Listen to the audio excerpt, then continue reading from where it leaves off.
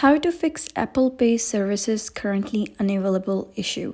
Hello guys and welcome back to the channel. In today's video, I'm going to give you a step-by-step guide on how to resolve the Apple Pay Services Currently Unavailable error on iPhone. So let's get started. The first thing that you can do is head over to your phone settings. And then here, you're going to scroll all the way to the bottom and then click on Screen Time. Within Screen Time, you're going to click on this option under Restriction that says Content and Privacy Restriction. So once you click on it, you got to make sure that this is toggled off. If it is toggled on, you can simply toggle it off so that content and privacy restriction is turned off. And once you do so, you got to force restart your device. And once your device is restarted, your issue would be resolved. However, if the issue still persists, you got to head over to your settings again. And then over here, you got to click on General this time. And then scroll down.